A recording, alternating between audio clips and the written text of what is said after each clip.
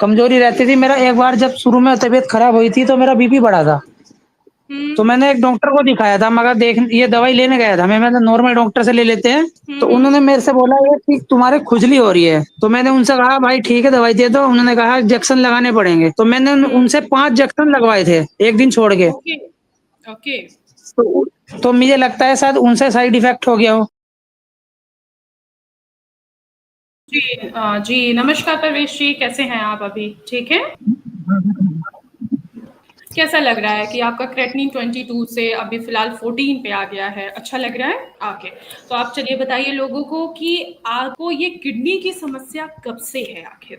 1 फरवरी से है और 6 फरवरी से डायलिसिस चल रहा है मेरा। ओके, तो पहले डायलिसिस कितनी चलती थी आपकी? मेरी पहले हफ्ते में 2 चलती थी, अब 1 चल रही है। अभी 1 हो गई है आपकी डायलिसिस? हाँ, मतलब काफ़ी दिनों से 1 चल रही है अब तो।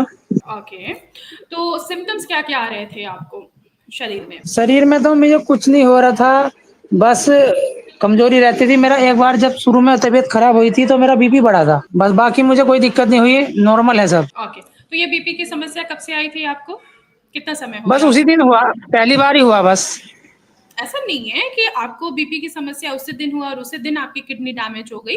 बीपी की समस्या आपको लंबे समय से रही होगी जिसकी वजह से धीरे-धीरे आपकी किडनी की फंक्शनिंग खराब हुई है, तब जाके धीरे-धीरे आपके लेवल्स बढ़ने लगे हैं और धीरे-धीरे लेवल्स बढ़े हैं, देन आपकी डायलिसिस स्टार्ट हुई है। पहले हफ्ते में 2 बार होती थी, अब देखिए आपको हफ्ते में 1 बार ही हो रही है और अभी जो आपका क्रेटिनिन पहले 22 रहता था, अभी आपका विदिन 1 मंथ में 14 हो गया है। तो ये सबसे अच्छी बात है और सडन आपकी किडनी डैमेज नहीं हुई है, धीरे-धीरे आपकी किडनी की फंक्शनिंग खराब हुई है, ठीक है?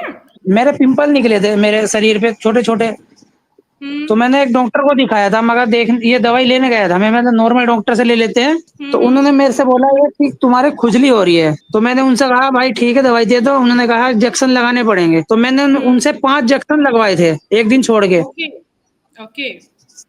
तो मुझे लगता है शायद उनसे साइड इफेक्ट हो गया हो। बिल्कुल, ये भी एक रीज़न है किडनी को डैमेज करने का, ठीक है? आपको जी, इंजेक्शन नहीं लगवाने चाहिए थे क्योंकि देखिए अगर शरीर में खुजली हो रही है, स्किन से रिलेटेड कोई भी प्रॉब्लम आ रही है, तो फर्स्ट ऑफ ऑल लोग क्या करते हैं कि वो इंजेक्शन या तो कोई स्टेरॉइड मेडिकेशन लेना स्टार्ट कर देते हैं। आपको जो इंजेक्शन दिया गया होगा, वो स्टेरॉइड होगा कि एटलीस्ट तुरंत आपकी खुजली को स्टॉप कर दिया जाए, ठीक है? लेकिन जी, इसका जो साइड इफ़ेक्ट हुआ, वो आपकी किडनी पे हुआ, आपकी किडनी की फंक्शनिंग डिस्टर्ब हुई, आपके लेवल्स बढ़ने स्टार्ट हो गए जहां आपको हफ्ते में 2 बार डायलिसिस करानी पड़ती थी। अब देखिए मेडिसिन लेने के बाद आपको हफ्ते में 1 ही बार डायलिसिस करानी पड़ रही है और जहां पे क्रेटिनिन आपको 22 था अभी 14 हो गया है।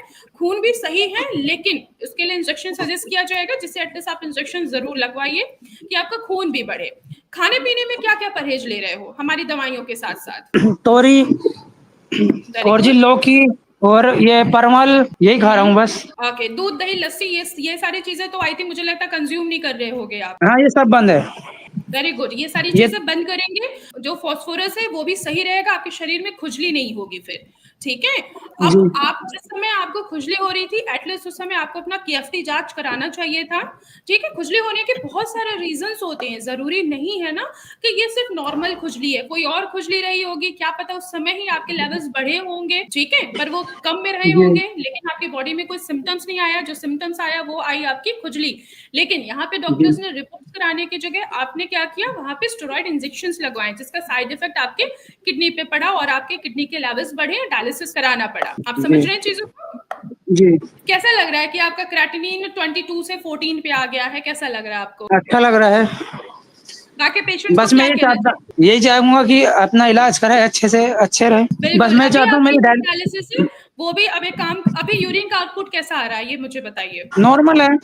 यूरिन का फ्लो अच्छे से आ रहा है? जी। Very good. अगर यूरिन का फ्लो अच्छा आ रहा है और यूरिन में फोम दिख रहा है अभी भी आपको? हाँ, सही है, मतलब जब पहले आता था ना ऐसे ही आ रहा है। ओके।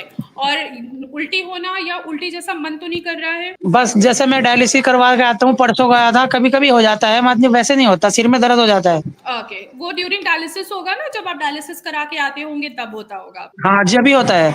कोई बात तो नहीं। कुछ मैं मेडिसिन, जी, मैं जी, चाह कुछ रहा था ये मेडिसिन डायलिसिस भी बंद हो जाएगा। बिल्कुल बंद हो जाएगा। वही मैं आपको कहने वाली थी कि देखिए आपका यूरिन का आउटपुट बहुत अच्छा है, यूरिन का फ्लो अच्छा है, आपको खाना-पिया सब जा रहा है। पहले ऐसा नहीं था कि आपको अच्छे से खाना भी नहीं खाया जा रहा था, आपको नोज़िया, हाँ, वॉमिटिंग भूख की भी अच्छी लग रही शिकायत। है मुझे। हाँ, पहले आपको भूख भूख भी नहीं तो लग रही थी, अब आपको भूख लग रही है, अच्छे से लग रही है, तो जहां आपकी 2 डायलिसिस से 1 पे आए हैं, अब 1 डायलिसिस से हम उसको हफ्ते में भी 1 डायलिसिस हो रही है, तो आप 10 दिन में 1 बार कराने जाइएगा, ठीक है? जी।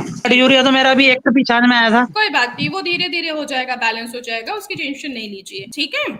जी, जी, ठीक है। चलिए, ख्याल रखिएगा अपना। ठीक है मैडम, नमस्ते।